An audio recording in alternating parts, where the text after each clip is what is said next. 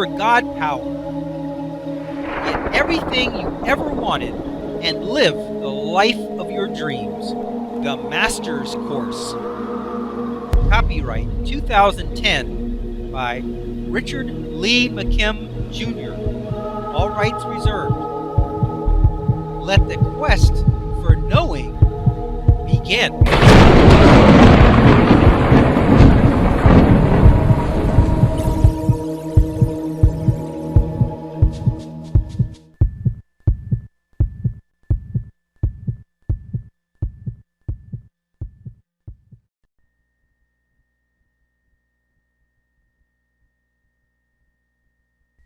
Step number 3. How did this meaning elicit the necessary responses from the elements of the situation for this result? First, it just so happened that this new doctor, Albert Mason, who remarked that he was rather quote-unquote young and cocky at the time, was on the scene thinking that he could do anything.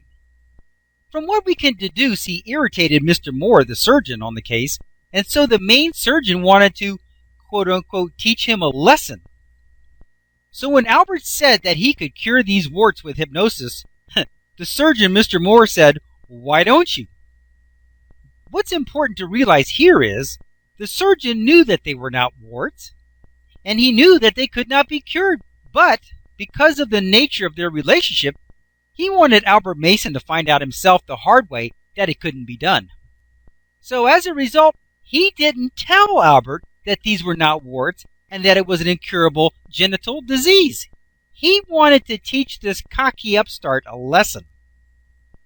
Next, since Albert still mistakenly thought that these were warts, and he knew that he could cure warts, he continued and performed the hypnosis with every belief and confidence in its successful outcome.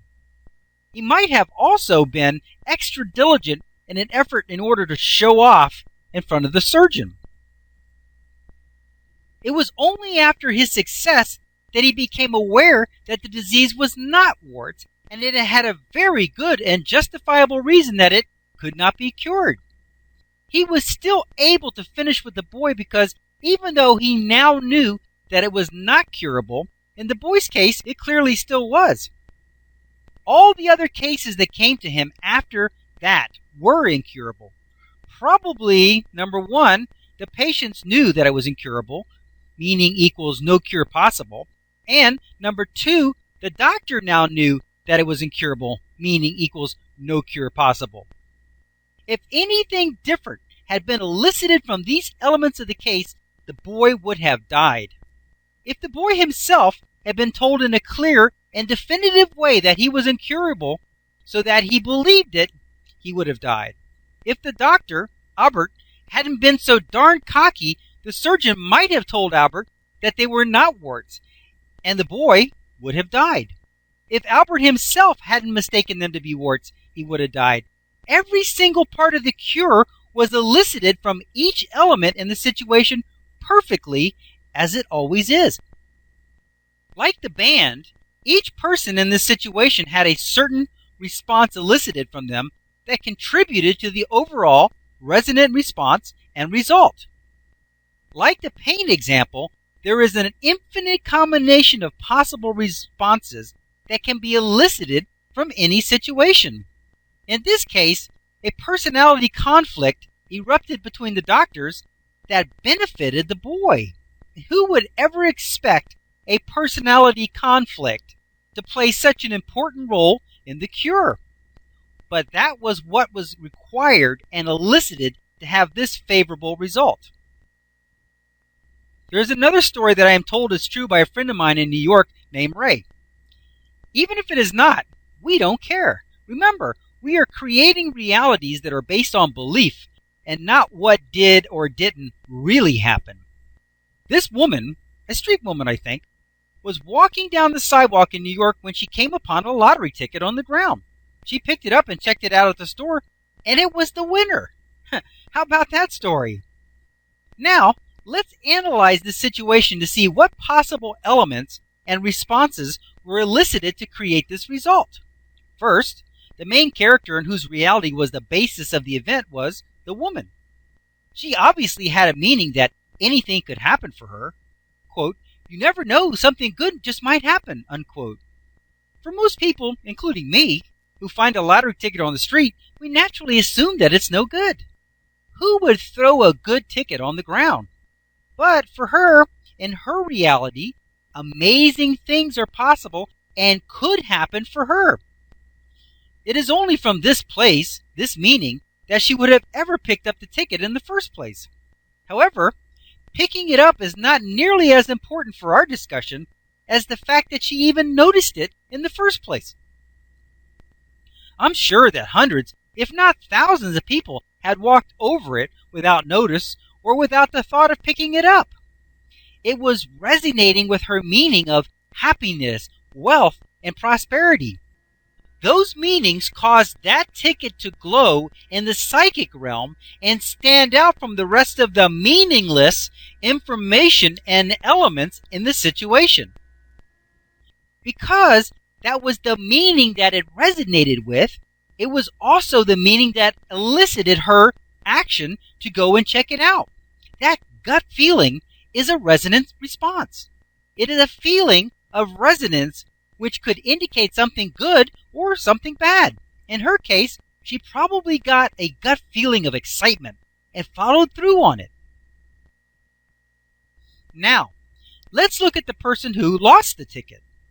What were their vibrational meanings? Why didn't they cash the ticket themselves? First, we know that they actually had the winning ticket, however briefly. How did that happen? They must have had a meaning of, quote, "I have good things that happen for me," unquote. That would explain getting the ticket in the first place, but why did they lose it? I'm quite certain that their meanings were something like this, and this unfortunately is very common among reality creators. They probably thought, and even said on a regular basis, quote, "I always get so close. It is just my luck. Right when I have success in my sights, I lose it. Opportunity always seems to just slip through my fingers," unquote. Does that sound familiar? He must have had the winning ticket in his hand as he pulled something out of his pocket, and it quite literally slipped through his fingers onto the sidewalk. He elicited from himself the loss of the winning ticket in the same way as a sick person elicits from themselves a healing effect by the meaning of "I'm cured." Whenever you go about making statements about yourself and your world, you are creating your reality whether you realize it or not. Your seemingly harmless remarks could cause more than just the loss of money. It could cause your death. What about the alligator wrestling guy, Steve Irwin, who died from a stingray? He was always wrestling huge alligators and other fierce animals that could have easily killed him, and yet they did not. But then a fluke accident with an otherwise harmless stingray killed him? How do you explain the vibrational logic in that? News story, Cairns, Australia. Steve Irwin, the hugely popular Australian television personality and conservationist known as the crocodile hunter, was killed Monday by a stingray while filming off the Great Barrier Reef. He was 44. Irwin was at Bat Reef off the remote coast of northern Queensland state shooting a segment for a series called Ocean's Deadliest when he swam too close to one of the animals, which have a poisonous barb on their tails. His friend and colleague John Stainton said, "He came on top of the stingray and the stingray's barb went up into his chest and put a hole into his heart," says Stainton, who was on board Irwin's boat at the time. Experts agreed Monday that Irwin's death, he was struck directly in the heart, witnesses said, was extremely unlucky. "It was extraordinarily bad luck," said Sean Collin, a University of Queensland marine neuroscientist. "It's not easy to get spined by a stingray, and to be killed by one is very rare." Okay, first of all, as always, it was no accident.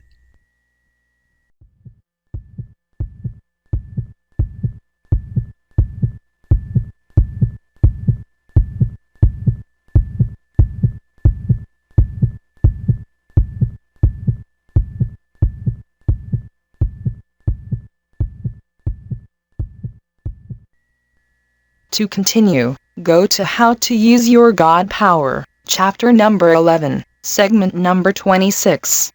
Let your quest for knowing continue.